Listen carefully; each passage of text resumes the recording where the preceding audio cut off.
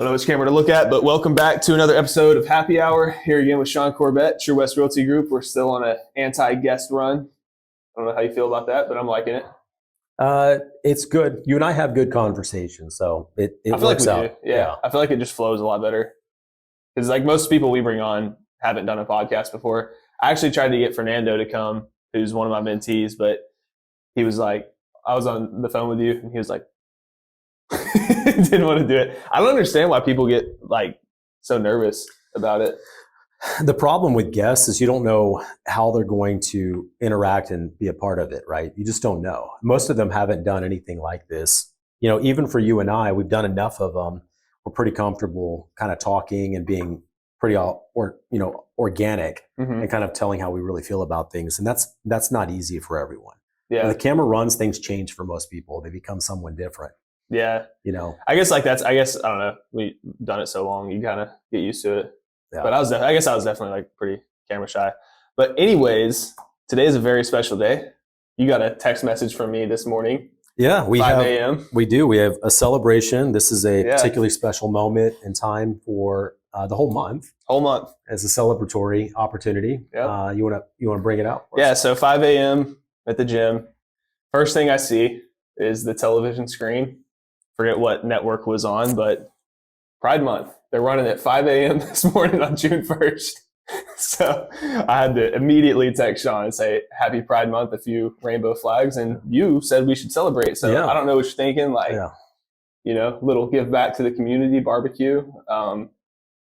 We'll throw something pretty big, I'm sure. Yeah. Because it's a monumental occasion. It's also 1 year anniversary from the monkeypox outbreak. I don't know if you knew that. I don't know if they correlate or not. No, they do. Did a whole video on it. Yeah. Okay. There's a connection. There's a reason why it's Pride Month, because monkeypox, right? Pride Month has trophies at this point, and their first ring is the monkeypox 1 year. Anyways, we don't want to get taken down from YouTube, so we'll go ahead and transition topics. But let me say one thing on it. I tried it on my calendar. You have it in your calendar? Well, I have a Google Calendar. Put it in. It automatically does. It puts all the monthly, Black History Month, White History Month. Well, there isn't one. Oh yeah. Single white male month. Yeah, single white male month. Definitely want to celebrate them. Yeah. It doesn't give the ability to remove them. Not that I would remove LGBT time, but it doesn't give you the ability to remove it. So they can remove all they want, but we can't remove it from our calendar. No, I tried. I went in there because you can delete any type of ongoing event, but it's built into the Google Calendar. And I'm like, okay. Maybe we switch calendars? I don't know. We go Truth Social and make our own calendar. Well, you can switch gender and partners no matter the gender. So I guess they should go hand in hand. Hand in hand. Okay. Yeah. So it's been I don't know. I feel like the real estate market's picking up quite a bit recently.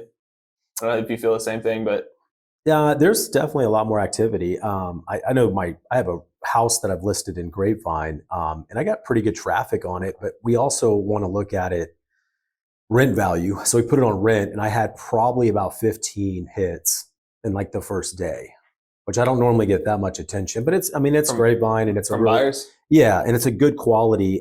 It's a good quality house, and it's a pretty good price. So I'm sure there's other factors, but it's getting a ton of action. That's what's up. I think I'll have it done this week. Really? Yeah. Yeah. I did and I talked about all this on the podcast.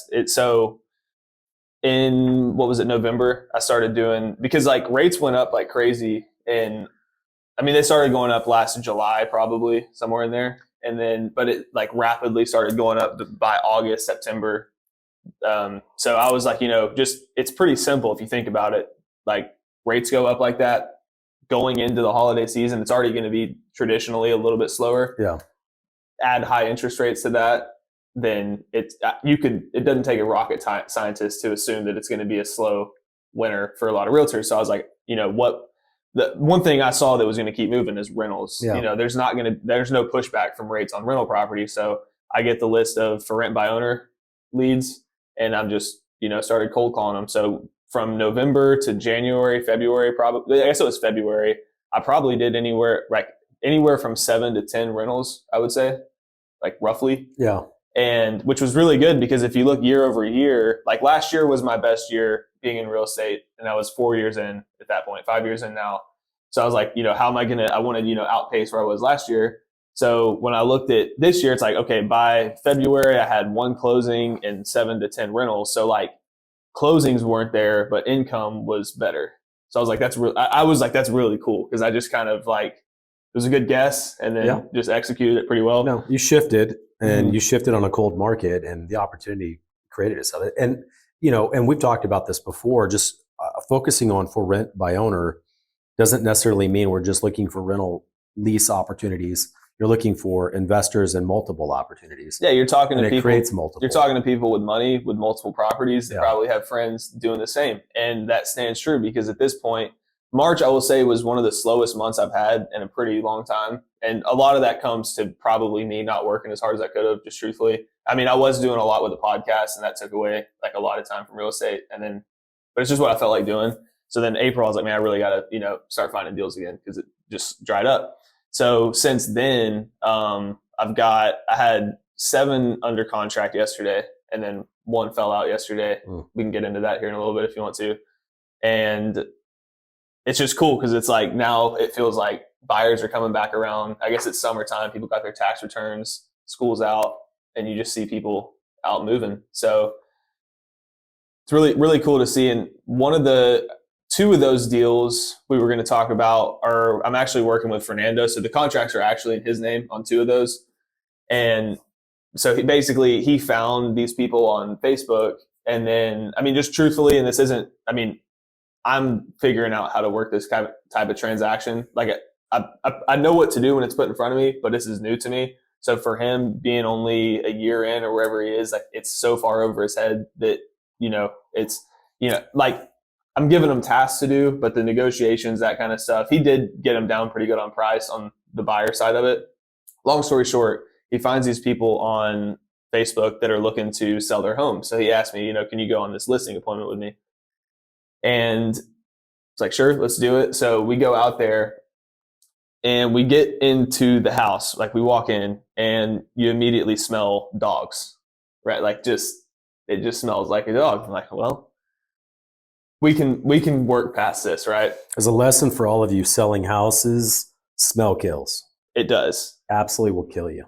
Mess kills. And even Trump was saying this art of the deal. He's just talking about how curb appeal, just like it's just so worth it to clean the property and just make it look, clean and moving. I mean, how much would you put a dollar figure on that it makes a difference? 15,000? Oh, they easily lost 10 to 15 if it's a hardcore deep dog smell that's in, because the only thing people think of is, well, I've got to take out all the carpet. I have to clean all the ducts. I have to repaint the house because it gets attached to your walls, and then if you really want to go deep, you kills the concrete. I mean, it's a substantial investment to do it. So people immediately think 15,000+ work wise. Yeah. And you don't even know if you're going to be successful or not. Well, and especially like when you walk in, you see a mess, you smell something funny.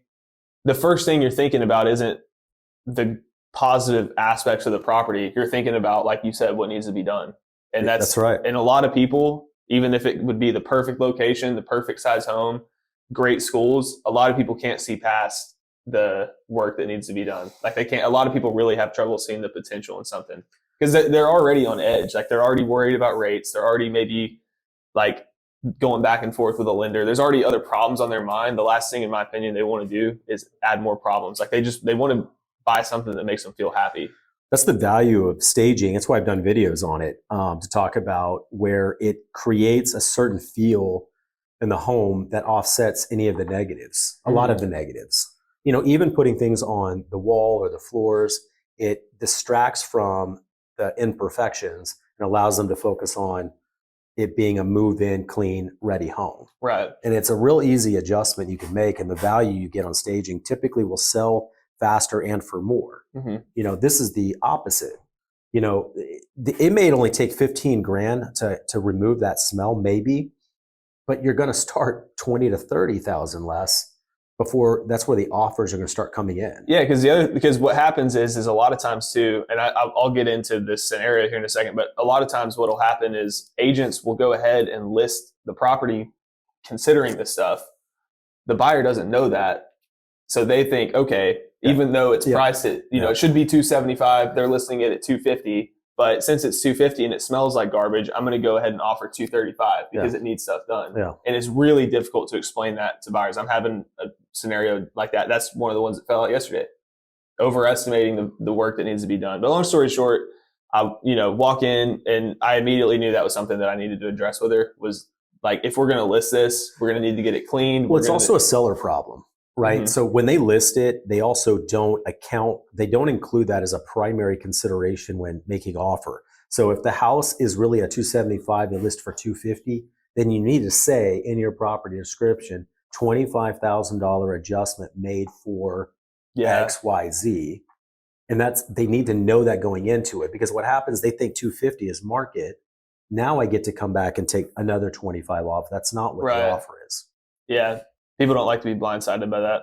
So I'm sitting down with her, and again, there's just stuff that needed to be, like the house just needed to be cleaned. I mean, I've seen much worse, but just knowing like, I don't want to take something on and spend money on listing photos, marketing, time, and if they're not willing to do certain things, like I don't want it to be a reflection of my job. So anyways, we're talking it out, like figuring out what she's looking to do. And essentially I ran the comps on it, and it was valued around, I'd say like 350 ARV, like completely like move-in ready. Nothing needs to be done to it. Okay. So I'm telling her like, okay, we can list it. This is what you could get. This is what would need to be done to get that price. Obviously, if we're going as is, then we're probably going to have to go a little bit lower. So she goes into detail, and she's like, look, I'm not super concerned about getting, top dollar. Like what we need, because why it smelled like a dog is she's actually breeding dogs in the house. It's a single family, 3-bed, 2-bath. So she sells French bulldogs, right? Okay. So they buy the house, they get a free French bulldog. Keep going. She actually threw that in. She actually threw that in. There are people that would absolutely jump on a deal like this, shockingly. I believe it. Yeah, I mean, she sells them for big money too, like 10 grand, like even more. But she was like, and one of the French bulldogs is actually pregnant, so popping out 9 more of them, and we're going into like potentially listing this property. So I got a buddy, Reed Copeland. He works over at OfferPad. So usually, like, if there's a scenario where it's like, I don't know how well this is going to list, they traditionally have gotten me the best offers as close to retail as I can get. But again, they're selling a retail net. Yeah. Basically, the net to the seller would be beneficial either way. Right.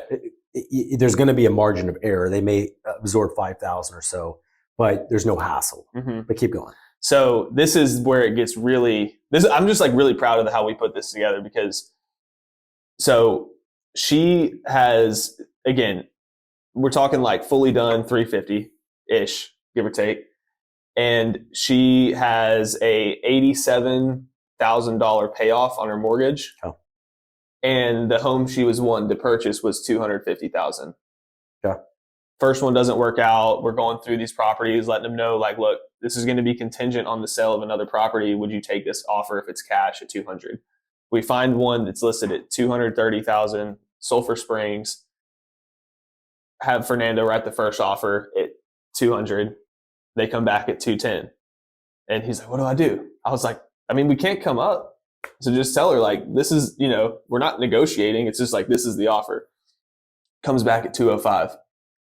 And then we're like, okay, we're like right there. There's got to be a way to make this work. So I call Reed up, and I'm like, hey man, well, and initially too, Reed from OfferPad had offered $290,000, which was like a little too low to make it work. I get him to come up, squeeze them a little bit more there. Get them up to $300,000. Yeah. So we get the seller side up $10,000, and we're now down on the buyer side $25,000.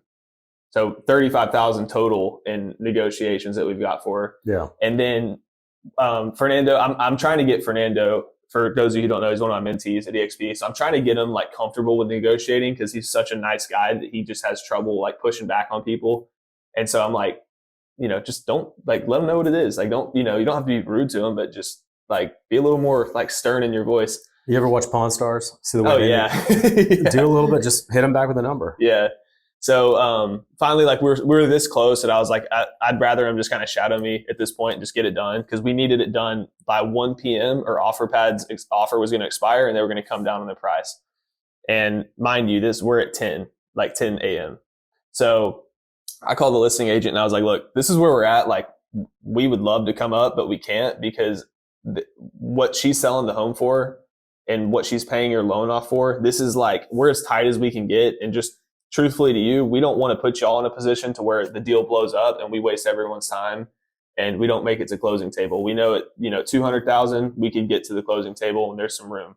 But again, we have the inspection that's going to be done. We don't know if they're going to, how they're going to respond, like if they're going to come down a little bit. So we just wanted to create a little bit of room in case that happens.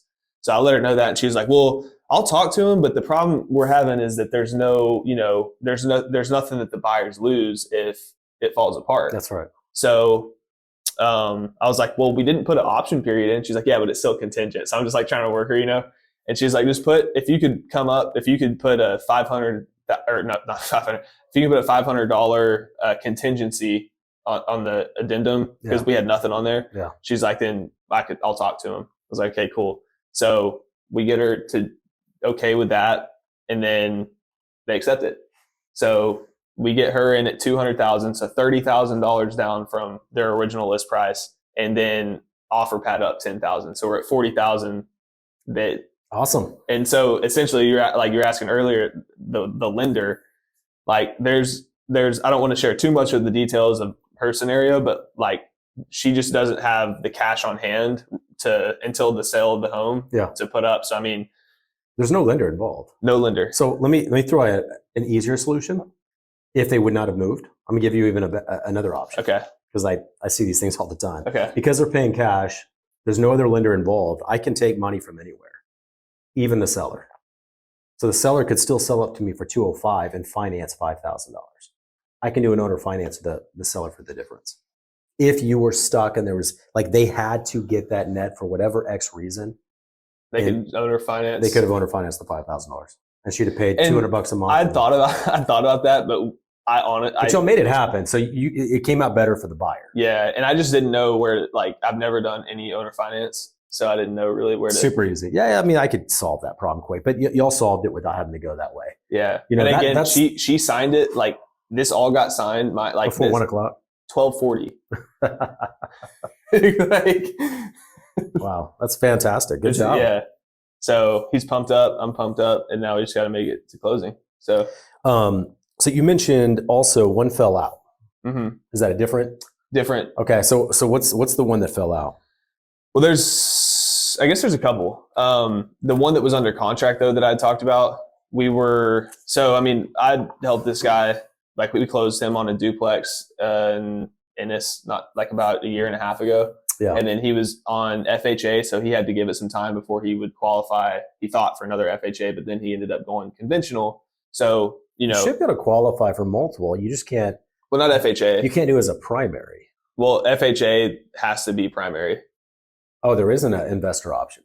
There is, but you have to own or occupy for a set period of time. Okay. So you could do it for, say, you could do it for. I think VA has the same requirement. Yes, VA I think is a little bit shorter of a time frame than I think FHA wants it anywhere from 6 months to a year. But you could say if you go FHA, you can occupy. If you get a residential income, you could occupy one unit and then rent the other units out once yours is up. That's what he was doing on the duplex. So and I like this client a lot. I don't say any of this to talk bad about anybody. You know what I mean? It's just I think this would save people a lot of troubles if they're watching this, searching for a home, right? First off, yes, there's a lot of realtors that have no idea what they're talking about, and some aren't worthy of listening to. If you just find the first person that picks up the phone, don't ask them any, you know what I mean? There's some people that they're just going to say whatever they got to say to get the deal done. And I get that it's probably hard to find someone to trust. However, I've closed deals with this guy before. On the last property we looked at, they originally listed at $499,000, dropped it to $425,000. This was in 2021. 2021. I guess it closed early 2022, but under contract 2021. And then appraisal, so $499,000 to $425,000. Appraisal comes back at $350,000. Yeah. get him at 350, which is insane, especially in that market. Like, so I don't know if that was the expectation going into these things, but we're out looking at a lot of properties. That's a tough deal to repeat. I wouldn't put money that it ever happens again. But we're out looking at properties and stuff. And, I'm thinking that he's looking because he's looking at like, 250 in Mesquite. So I'm like, okay, like he's got to be cool with putting a little bit of work in. I mean, that's just what's out there. And we looked at probably 20 houses in a week. And so he knows like everything we're looking at, there's going to be some maybe minor foundation, maybe some roof, AC is probably going to be old, or if those things check out, cosmetics need something. I mean, that's the trade-off for going to the lower budget. Thing is it's not like that's what he was capped at. He could afford more. So, but I don't have a problem with it. Like, I think that's a good price range to look if you have a little bit, like if you want to put a little bit of work into it, you could add more value to it over time, rent it out. Like, I'm not against that. It's so weird. I look at houses a lot different, I think, than most people. Like 250 in Mesquite, yes, you're going to need some work, but any house can work.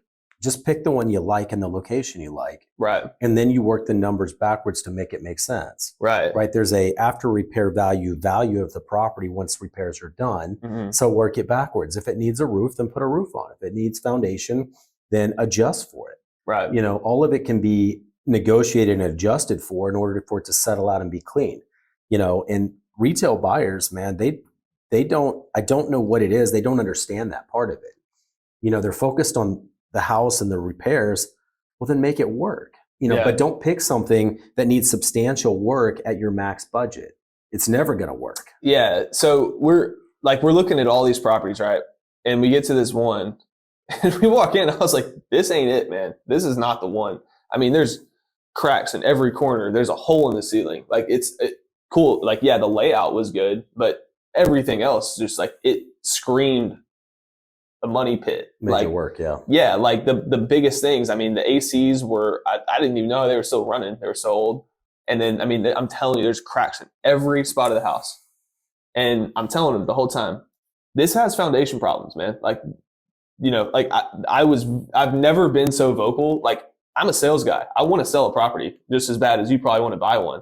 Like, I've never felt like, I mean, yeah, I've guided people in the right direction, but like, that's the hardest I've ever tried to get someone not to make an offer on something. Yeah, to talk them out of it. Like, dude, and he was just set on doing it. And he's like, and he goes, well, we'll just, we'll get the inspection done and see if it has foundation. I tell him, we don't have to do that. Like, it has foundation problems. There's no sense of spending money on an inspection. He's so adamant about doing it. So I put it in. We go under contract at 11 p.m. I text him, congrats, we're under contract. Didn't hear back from him. Then by 11 a.m., I call him, like, hey man, did you get my text? We're under contract. He's like, yeah, I wanted to talk to you about that. My wife was looking at it and she's concerned that it has foundation problems, and now I am too. And I think we want to back out. And I'm like, that's what I was telling you the whole time, right? Like, he goes, yeah, but my wife told me. And I was like, okay, I'll let him know. He's like, and then he goes, like, I'm trying to talk to him about this. Like, I'm trying to educate him a little bit. And this is the first one, right? There's another one. So I'm trying to educate him. Like, look, this isn't how we make offers. Like, I don't mind, looking at 20. Truthfully, I do kind of mind looking at 20 properties in a week. I think that's a bit excessive, because not that I'm not trying to avoid work, but 75, when you're looking at that many, 75% of the ones you look at are avoidable. Well, you can eliminate them before even going to them. If you do 5 minutes of research, it ain't going to work. So we're looking at all this stuff. And then, but anyways, he's like, what are my options? And I'm like, I'm going to tell you he's like, you have to tell me my options. I'm like, you haven't even given me a chance. Like, I'm trying to tell you how this is done, because I think you have a fundamental misunderstanding of how this works, But anyways, your options are, you have an option period, so you can pay the $250 and back out. So we back out. It got a lot more messy than that, but not from my end, but just from indecisiveness, delays from certain parties. It worked out. But I tell him, we're not doing it this way again, because part of it was his wife wasn't with him to look at the property.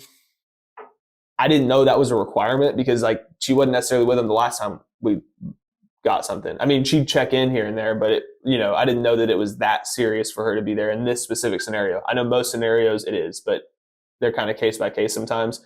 So anyways, he's like, no, we won't do it again. Like, you know, we'll make sure that, you know, we do it right. And then within 30 minutes, he's like, because I'd already written up another offer in case that one didn't get accepted. Yeah. He's like, and I'd submitted it and I didn't hear back from the realtor. And I'd emailed her after we got accepted on the first one and said, hey, forget about this. We already got accepted. Thanks for your time or whatever. So 30 minutes later, I emailed her like, hey, never mind. Because he gave me the green light on the second property. So I emailed her back like, hey, just kidding. We're still on the market if it works out. And we go back and forth for the rest of the day, get them under contract. So like I got them under contract twice within 24 hours. And I'm thinking we're good. Like we had the conversation about like, we're not going to be indecisive about making offers on stuff. So within a day, he sends me another property. Like, yeah, while you're under contract. While we're under contract. And I just like ignored it because I'm like, what? Why are you shopping still? Like, you know what I mean? Like something's got to be up. So I'm going to, you know, just like we haven't even got the earnest option money delivered. We haven't done anything to move forward on the transaction we're on. Like we hadn't been enough time. So why are we looking at other stuff? Like we need to focus on the task at hand. So get the inspection. Like we just kind of push forward on it. And he starts saying that his wife was like concerned about the roof, this other stuff. And I'm like, she hadn't seen the roof. Like, how could she be? Anyways, inspector goes out there and doesn't say anything's wrong with the roof, doesn't say anything's wrong with the air conditioning, like these things. He just said, I recommend someone else get another eye on it because there could be stuff that comes up. I'm not seeing anything myself. Felt a little soft, whatever. So from that conversation, he calls me and he goes, 20,000, we need them to take off 20,000 of list price. And I'm like, just so you know, like I'll run anything by them. I mean, you're the one buying the house. I don't want anyone to think I'm getting them or like, you know what I mean? Like you hired me to do a job and I'm going to do it the way, you know, I'm going to try to do it the way that works, which would be my way, but I'm all ears. And like, if you are adamant about going a certain direction, like if you're more about the deal than the property, then I've got to just be cool with that. And, you know, again, it's your house. So I'm like, all right, I'll let them know. He's like, if they don't go 20,000, we're going to back out. And I was like, that's just incredible. Like that's a wild number to just throw out there because we haven't had any numbers being spoke about. So it's almost 10%. Yeah. And that's before asking the seller to address anything. And that's before, I know it's before even getting any confirmation that you have an issue with these specific things. Yeah. And the house was already listed at 242. So it's like, it's already like anything 220. I haven't seen anything livable at 220 within 20 miles of Dallas in years, you know? So I just like, to me, I was like, I told him like, that's very unrealistic just to set the expectation, but you know, here to work for you. So I'm going to do it. I'll let the sellers know and they're like, we'll see what we can do. We're going to get another set of eyes on it and see what the, you know, actual cost would be. And we want to find a way that makes it fair to both parties. And I was like, cool. So they get the roofer out there, they get the AC guy out there. AC is working fine. Nothing wrong with it. It's just old, you know, which we knew that when we saw it. That's not a shocker. The roof was 6 years old. And take a guess at what you think the repair's value. Well, it's a big gap between repairing a roof and replacing a roof. Huge gap. So if we're just repairing a roof, it can be $500 to $1,500. $600. Yeah. So I tell him this. And he had already told me, he's like, if they don't come down 20,000, I'm not doing it. All right. It's two things. They've already gotten past all this. Last point is like, I'm just trying to explain to him. I'm not trying to force him to buy something. I'm just trying to explain to him, like, just so you know, we're on the same page moving forward. The roof is only, you know, $600. He's like, I don't want to go back and forth. Like, I just don't want to move forward. And I was like, fair enough. Here's termination. So that's what happened with that. Let me give feedback on this because this is a good agent training. Buyers are looking for peace of mind. Ultimately, is what they need. Okay, and peace of mind can come from the HVAC. We can have the seller get us a home warranty, right, to cover the event it goes out, because it will likely go out in the next year or two. They're just not going to buy a new one at $242,000 house. Mm-hmm. The roof, I would ask them to get the repairs completed. Now it's serviceable and it's no longer leaking or creating an issue. Are. Well, But the end result is the next hailstorm, then we'll come back and then we'll look at getting a roof replacement. I told them that too. Yeah, but that's the peace of mind. They don't want the house. I mean, that's fine because they see it either as they don't believe it's going to be that inexpensive, or they just don't want the house or looking for a way out, which is fine. But generally, buyers have objections and inspection periods because they don't have peace of mind. That's really it. But go ahead. And I tried my best, man. It's just like I think the issue I'm running into is just that, I mean, you have, I don't know how many professionals involved at this point, 2 sets of inspectors, a lender who's been doing it for a very long time, trying to walk them through it, me, and then obviously you can't trust the other realtors and everybody, like they're going to come at their angle, but it's like at some point, you know, and I'm saying this is the repair value of it, and he just is like, yeah, I don't know about that. And it's like everything. And then I told him too, like, you know, but like before this, when he's sending me other stuff, I'm like, if you're looking for something primary residence, move-in ready, like you need to be 320 to 350. Anything under that in these areas we're looking seems to have problems. Like it's going to have a problem that comes up somewhere, and we can't expect to go to inspection. Like, sure, if you want to try to negotiate $1,500, $2,000, like we can probably work with that, but don't go into it thinking if I find something with foundation, then I'm going to come down 20, 30 grand. And he's asking me that. He's like, well, if it comes back, they're not going to fix it. I was like, respectfully, for the 10th time, these things are factored into the price. Yeah. So no, I mean, if it's an obvious issue or a defect, yeah, for sure. But I'll give you one other really good option it's another agent training tip. Is when you go into a challenge where you're not able to communicate effectively and they're not taking your advice at a third party, like, you know, add me to the phone or someone else that can reach in and say, here's the way I see it. You've got this repair, you've got this estimated cost in the future, you have the seller willing to do this, and then break it down and say, this is the way I would approach it in order to give you, and I'll say this exact same thing you will. And sometimes it just makes sense because it's coming from a third party, an expert or some other credible source. It has nothing to do specifically with you, but that really helps. And I've done this numerous times when I have a buyer agent that just does not know where to go with their client, either lack of experience or the client's just not listening to them. Yeah. They don't either get across that level of credibility that they immediately accept everything they're saying, whatever it is. I've stepped in and done that, you know, a number of times. So that's a really good, you know, for you agents out there, get your broker to say, hey, can you make a phone call for me? Yeah. I'm not able to get this message across. And they're making, I think, an error or a mistake on the way they're viewing it. Yeah. You know, so anyway. And I had, I had the lender talking through because he seems to kind of listen to him a little bit more sometimes. And I had you ready to do it. But by the point, like I said, he was just to the point where it's like, I don't want to go back and forth. And I was like, I'm not trying to go back and forth. Like, that's not my goal. I'm not trying to all I'm hearing him saying is, I don't want the home. I don't even care about the $20,000. If they gave him $20,000, he probably still wouldn't buy it. Yeah. He doesn't want the home. That's what I'm hearing. And, you know, I'm not even there, you know, so it may or may not have made a difference. That's just what I don't understand is like, why are we offering? I think it's because you're too logical. There's an emotional element in the residential side of buying houses that we don't always understand or see.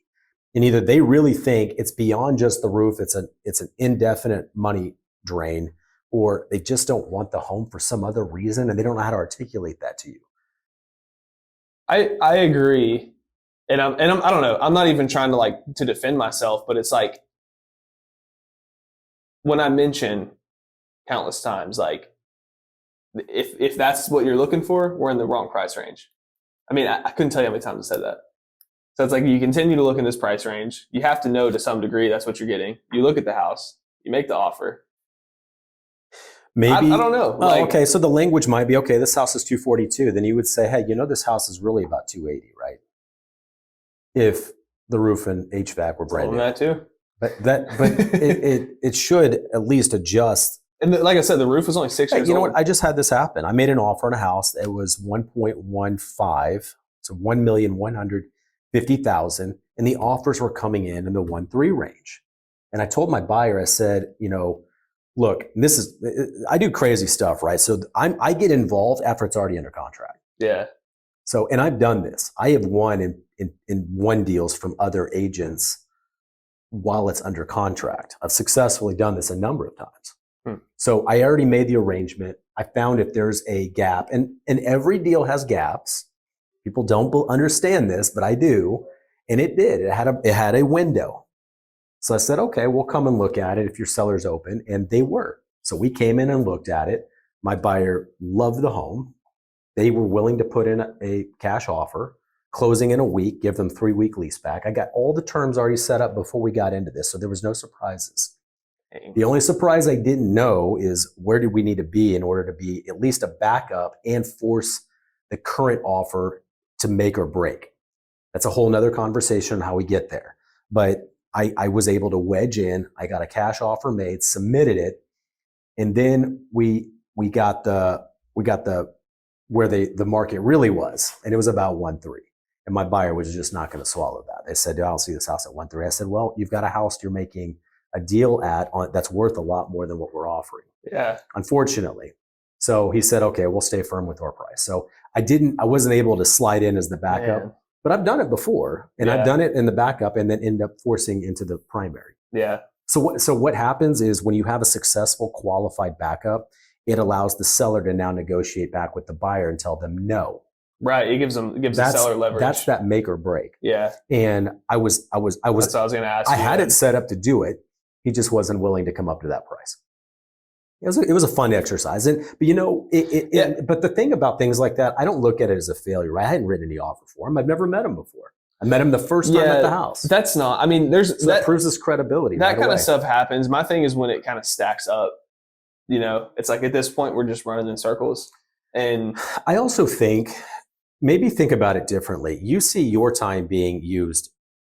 Maybe say there's ways to kind of offset that, right? Because we all have clients that will run us around. They're also wasting and using up their own time too. Mhm. They're investing energy into this whole thing as well. We either can find other people to show them homes and pay them per showing and say, hey, I'll give you 3 showings next Saturday, and then pay them $75 and call it a day. That's usually a way to kind of offset your own personal time. yeah, Or you just got to realize like this buyer is spending a lot of their time and hours and energy looking at homes that they're not buying. So at some point, they're going to have to get serious about it too. yeah. And I'll probably do moving forward. Or set up a retainer. That's actually, if you like that. Give me $500 and then I'll give you the next 20 showings. We're 1,000 in. Give me 1,000 and then I'll show you the next 20 houses at no cost. Yeah. Well, I even thought about something like that and then saying like, I'll credit it back at closing. Oh, for sure. Like, yeah, I would. I think it's a worthy investment. But the other thing too is like, I don't know, like I think you and I might think a little bit different than a lot of realtors. Like I'm going to try to get what I'm worth. Like just truthfully, like again, like the deal I explained earlier. You're not a volunteer. I'm not. And also too, again, 90% of realtors are out in 5 years. Yeah. I ain't one of them. You know what I mean? So like if you want a good lawyer, you pay for the good lawyer. Yeah. If you want a good doctor, you pay for the good doctor. I mean, like if maybe not everyone wants the good realtor and some people think they can do it on their own. I truthfully a lot of times don't want to work with that client anyways.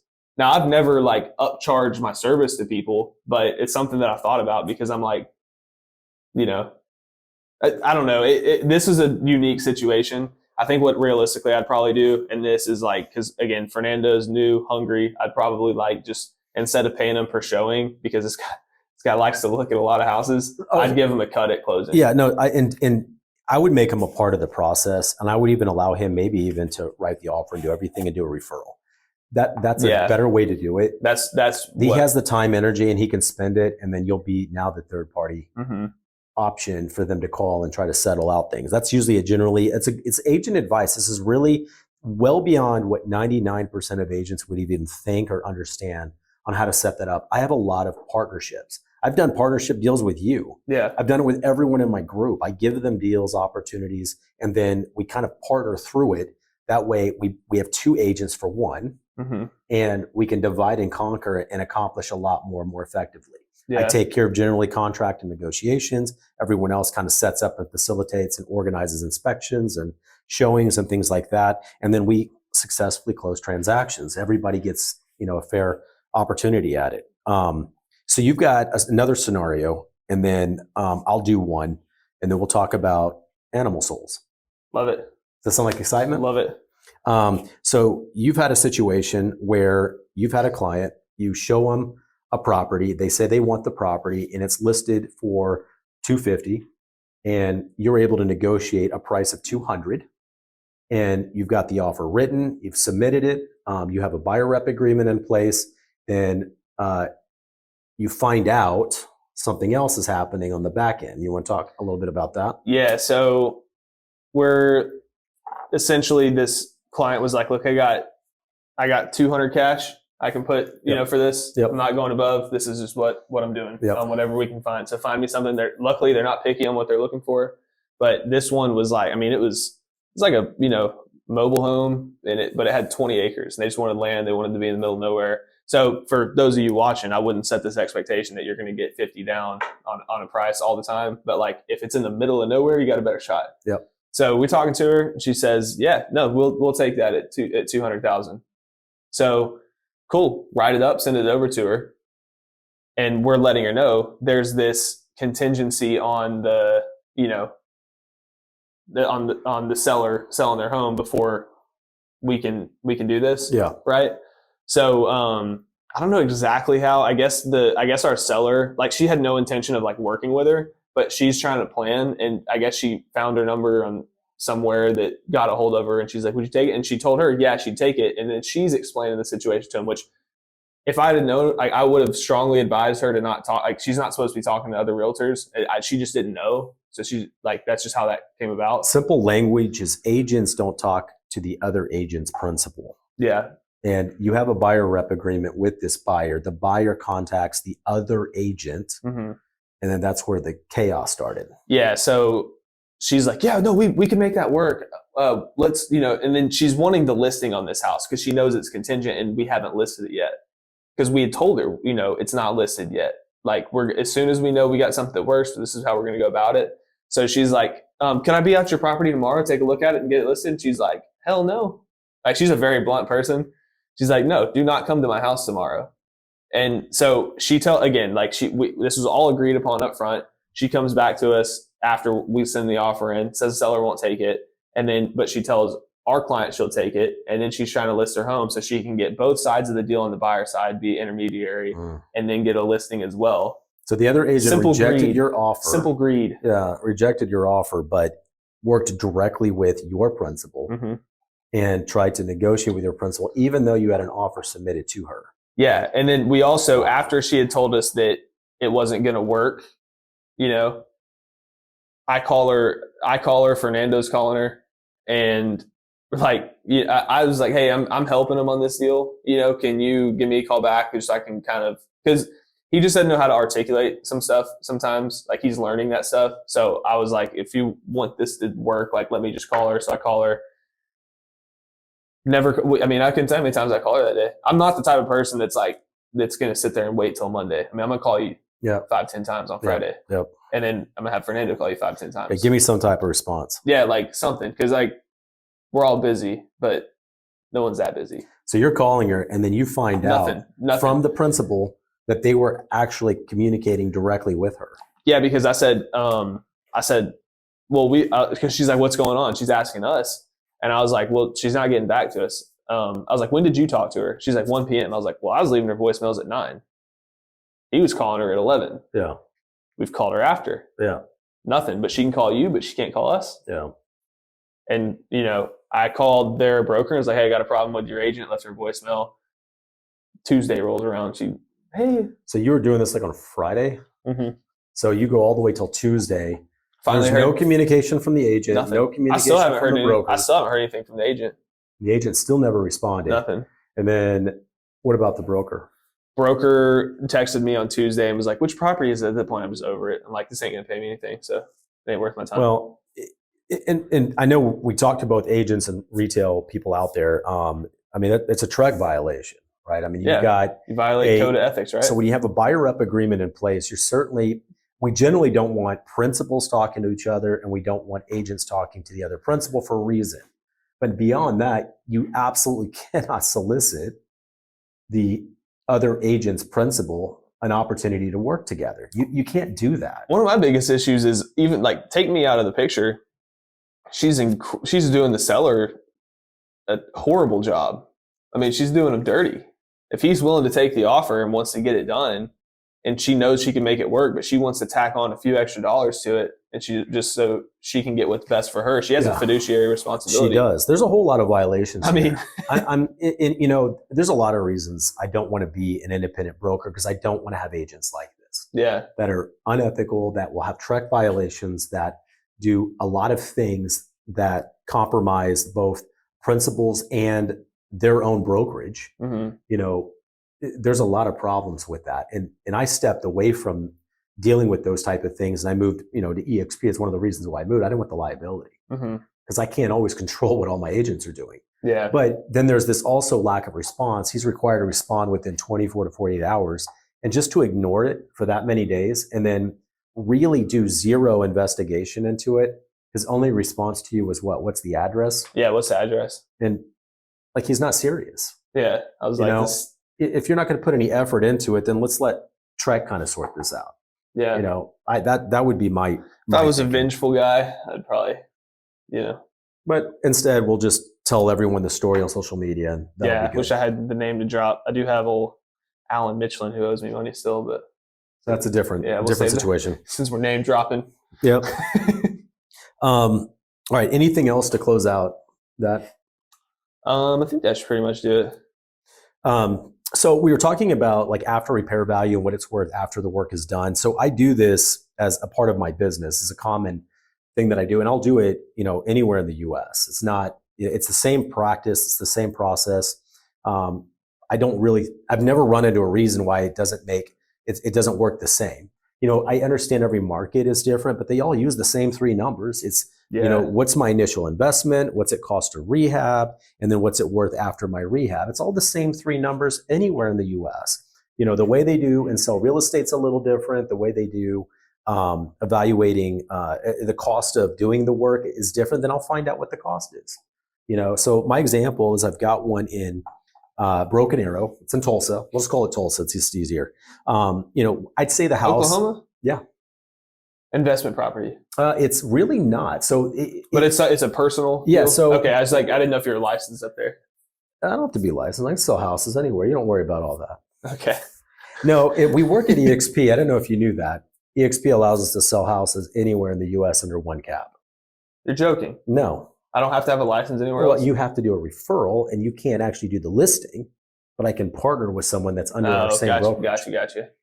Okay. So there's a benefit. So I have an immediate Icon agent that can pick that up, and I know he'll be good and successful, and we're on the same team. Yeah. We're all under the same cap. We don't have, it's not like one franchise at KW calling another franchise and saying, hey, can we work together? It's a totally different company. Yeah. Different owners, different everything. They just have the same KW brand. Right. And they're different. They're different caps. It's a whole other cap over there. Yeah. It's ridiculous. Anyway, so the house, this is just it's a close friend of mine. The mom lives in the home. She needs to make a transition out of the house. Never touched it, never upgraded it, and that's common, right? She's been there for 30 plus years.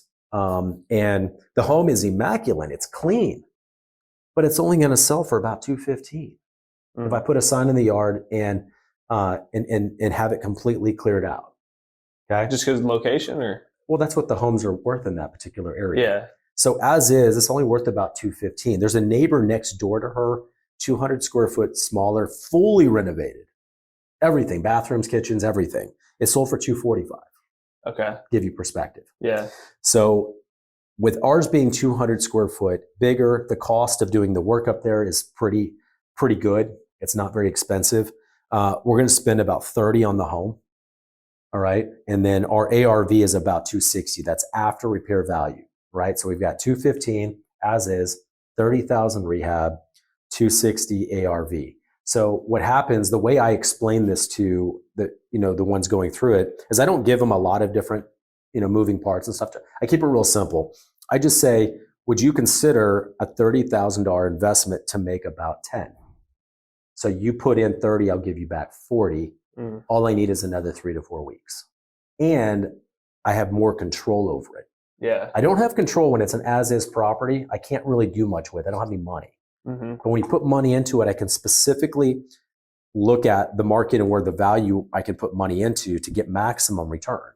Yeah. And that's what we did. We went through, we drilled it down. We had about 50,000 our bid. We drilled down to only the things we need to do to get maximum value. So now I go back and I said, $30,000, add about 3 more weeks, and I have more control over the sales price on the end because I'm going to have it sell faster because it's going to look really good when I'm done. You'll make about $10,000 on it. So that's kind of the way I do these type of deals. Love it. A lot of education, but when you understand, real estate, it applies everywhere. I mean, and I know I'm telling you, most agents don't understand that. They only think about their local community, how it affects their negotiation with a particular property. I think you can be guided with someone in a third party capacity that can help you grow your business and solve problems like that when you can't escape your locality and what you're thinking specifically. To translate, you could join True West Realty Group. Yeah. Or you can just call me. Yeah. You know what? I have people just call me. I'd love to have you join, but I'd spend more time coaching and teaching others, and it will eventually continue to be some good reciprocity that way. So that's the only scenario I was going to share right now. I have other ones, but that's the only one I was going to share. Yeah, you were telling me the other day, you were saying something about dogs going to hell. Yeah, all dogs go to hell. Oh, man. That's a different video. yeah. They did not show that. They did not show that movie. Unfortunately, they did not show that movie. There's gonna be a viral clip of you just all dogs go to hell. All right. Well, let's come back to where this even came from. I did a podcast with. It was actually it's my wife's cousin. Okay. And he's he went to Catholic school. I grew up with that teaching. I don't think even then he really consumed or bought into it. The teaching of Catholics, or it's Jesuit. Jesuit is a Catholic. Okay, so we're just not to private school. We're not to the animals yet. We're just talking religion. Well, it's coming from where he came from, right? Okay. Yeah. So this is his background. He went to a Catholic private school, and the school's great. I mean, it's a higher education. It's far better. He was in New Orleans. I'm going to advise you guys, if you can avoid going to schools in New Orleans, I hope I don't get banned from here. You'd be better off going to a private school if you can. It's very expensive. Yeah. I know it's very expensive. What if they do like etouffee for lunch menu school? That'd be sick. I don't think their school district and the schools are a priority for that particular community. I'm saying that'd be the only benefit if they have some good and Cajun food. At Cajun food is my favorite food. Same, I love it. I love Cajun food. And we go there. I'll tell you one funny thing. So New Orleans is known for restaurants, right? Because they have really good restaurants, really good. Yeah. And obviously the Cajun thing and all that, but even just other restaurants they have there, they have a particular energy and excitement for creating good quality food and options. And we've been to a bunch of them, and they're really good. So the flip side of it is I have family from Indianapolis, and we would go there every year, and they are absolutely not known for any type of good restaurants. They have chains. Fine. Where at again? Indianapolis. I don't think they're known for much, really. Well, they have chains, right? They got the Colts. But if you ever go out of town and you go and travel, you don't want to go to a Chili's. Yeah. You want to go to something unique, like what's there. I'll never get this again. Well, tell me what your best places are. And they have a few places downtown. They have a Weber grill place, really Weber, and it's right off of the main downtown Circle area. The place looks beautiful, the area, but it's a hamburger place, And then they have a downtown Mexican place that we went to, and I don't know what cuisine it is, but it wasn't Mexican. And we ate there. It's a little too north for Mexican food. It was incredible. I don't know if they knew that, but Acapulco, I think it's Acapulco Joe's or something. I think if I remember the name. But I wouldn't recommend it. I wouldn't put it high on the menu. So we ended up going to like a downtown 4-star hotel, and they had a restaurant in there. The restaurant was good. But that's not it's not common dining, Yeah. So most of the time we just go to like Olive Garden and Cheddar's and all the other chain places because you know what you're going to get. So just giving you an opposite to kind of think of. They have, okay, I'll give you another example. So White Castle. You ever had White Castle? Mm-mm. Okay. I'm none of this. White Castle hamburgers? Okay, they're like mini little square hamburgers. You get like, generally you'd order like 4 of them for just a single order. And they're tiny little hamburgers. They think they put a little onion on it. It was like a slider. It is. It's a slider. But it's a square. It's not a circle. Yeah. And you can go buy frozen White Castle burgers, from Costco or whatever. You get a big pack of them. Okay. And you throw them in the microwave. And it tastes like microwave hamburgers. Sounds terrible. That sounds awful. You made it sound like I'm missing out on these burgers. You are not. It's you never had White Castle? It's like, oh, surely you've seen Kumar, whoever in Kumar go to White Castle. Tell me you've not seen that I haven't movie. seen it. They smoke pot all the time. Why are you thinking I'd watch that? Yeah, because I know you love all that. No, I'm just kidding. I'm kidding. That was before I changed my ways. Is it Bill and Kumar? Whatever it is. The 2 kids go to White Castle. Harold, right? Harold and Kumar. Yeah, I know about it. Harold and Kumar go to White Castle. That's the hamburger place. They have a Munchies. I'll give you one more. They had another fast food place called Skyline Chili. Okay, it's chili. Fast food place. Oh God, fast food place. And they put chili on like a hot dog. They use like Wolf chili from Walmart. Yeah, but the chili's not even. I don't understand. It wasn't great. It's not like, wow, I got to have some. But it's not some. Like you're not going to get a chili fast food place in the South because we don't want hot food. Hot chili is good for a northern type chili climate. And fast food just doesn't jive. Like I've got a high standard for chili. I would say I like the chili at Wendy's better than the chili at Skyline. I'll say that. Man, that both sounds terrible. Anyway, let's come back to what I originally was talking about. This is New Orleans. We do venison chili. I could talk about New Orleans all day because we've been there. Yeah, we're talking about dogs going to hell. Yeah, so he had some topics that he thought would be kind of fun to talk through, and he came out a few months back, and we were hanging in the backyard, and he asked me, we started talking about animals and stuff because he really has this like attachment to his cats. That his mom has like a bunch of them. Oh, cats go to hell for sure. And then his girlfriend has a dog that she's incredibly close to. And he sees this as like, I can't imagine, as close as they are together, that they could not see each other in the afterlife. Mm-hmm. This is just kind of a logical thinking. Yeah. I guess there's an emotional part. And I said, well, I don't have any reason to believe that dogs have souls. That's where we kind of started looking at it, because it's like when you ask me if transgenders should have guns, and I kind of, so I started unpacking it. I never said that. Yeah. So I started unpacking it, and I said, well, I don't know if I would make a decision on them having guns on whether they choose to be with a boy or a girl. Just blindsided you with it. Yeah. And then you of course come back and talk about being a mental illness. And, yeah. So anyway, but I'm saying it's kind of the same kind of analogy to me. I'm looking at it like, well, if they had souls, then yeah, we'd have a good conversation. And the way I'm thinking is like dogs or cats or any animals you have aren't pontificating, where am I, what's my purpose in life? Where am I going to? How do you know that? Because they only live on the most core basic needs: food, drink. I don't even know if they specifically needed love or not have love. They're still going to be the same. Yeah, I'd push back. I push back. Think about it, right? You could say the same about humans. We would not be the same without other humans. I'm saying that you humans. see, okay, but you see how humans act when isolated for too long of a period of time. It's causes bad. Yeah.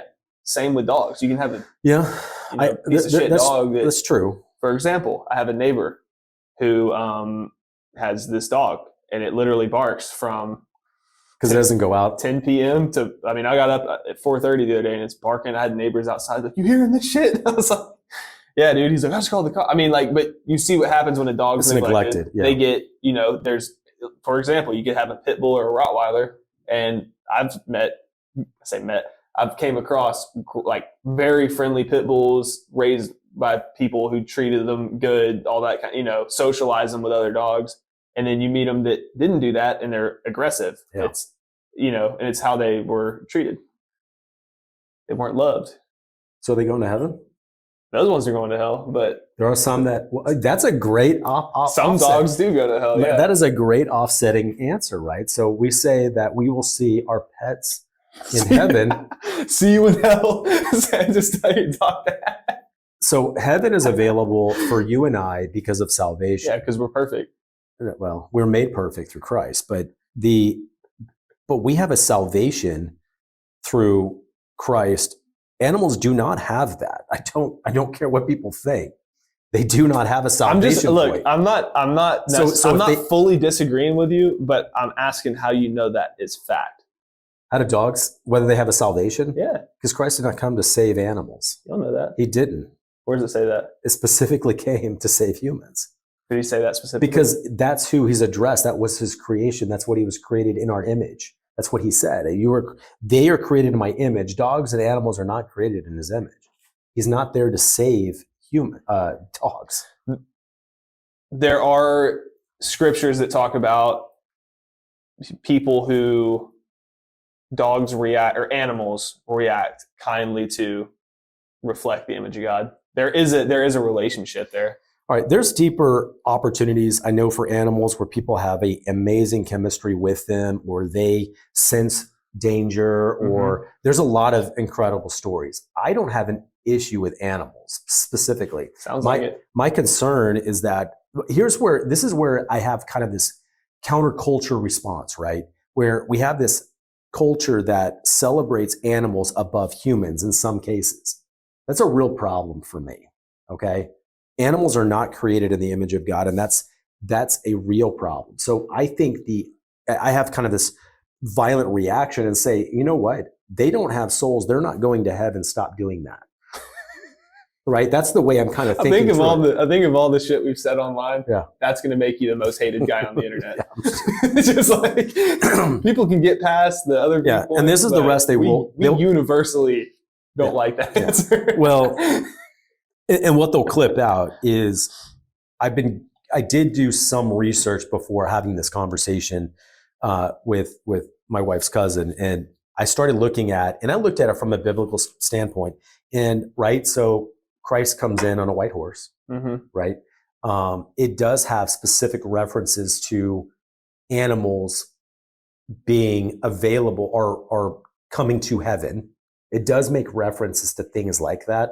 I don't know if it's our pet. I don't know what the criteria is, because if they're inherently, to me, they're not good or evil, they're natural. Okay, so there isn't a heaven, hell. There's whether God allows them to be a part of his creation in heaven. And that's really kind of where I don't have an answer, but that's probably the closest direction that we will probably have. What he created here, he'll also make available in heaven, because I don't see them, I see them neutral, I see them natural. Anything they do is out of, like you say, they do things out of natural responses. I don't see that as a purpose in life. I want to effectively make my human better, or I want to make the world better. I don't think they operate that way. I think they operate. Shoot, you gotta meet my dog, man. No, I don't want to. No, but like they're loyal. I mean, certain breeds are like extremely loyal. They have their own purposes, like mine is a cattle dog. Never been around cattle before. First time, until he was probably like 5, and we brought him out to a ranch, and immediately, hurting him. I mean, that wouldn't be instinct or anything. But right, but I'm just saying, come on, dude, that's not a higher purpose. That's an instinct that built into the dog.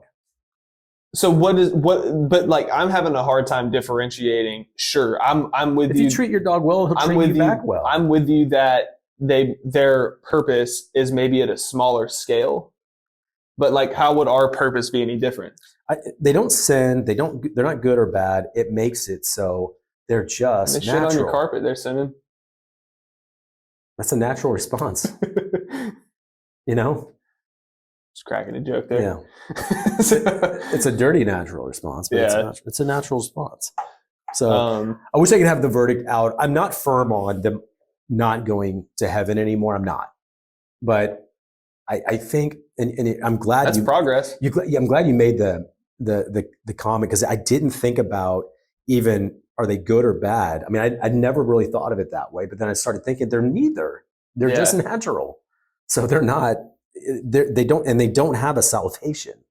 So it's whether God allows them to be there or not is really about as simple as I can say it. And he does say he does. I just don't know if it's going to be my cat Mandarin that was with me for 18 years. Cats aren't going to heaven. Well, That's a fact. yeah, probably not. That's a fact. Yeah, probably not. Like he could care less if I was there or not. But I still loved him. Yeah. Actually, cats kind of grew on me a little bit, but I still am like, we could, Well, I know because they don't have the warm and fuzzy feel that you're going to get. they're sitting there crawling on shit. Like, you never know if they're just going to jump down or scratch you. They're very deceptive for sure. Yeah, like I don't trust them. All right, I'm good. I covered what I wanted to cover. I'm good too. We went longer than. Let's see where we at. 105. All right, you want to close this out then? Yeah. Thank you for watching. If you're looking for real estate in the area, if you want some spiritual guidance, call me or Sean. We'll give you wildly different answers, but whatever you're looking for. So thanks for watching. Like, share, and subscribe. And see you next week with another podcast. Let's do it. Adios. Amen.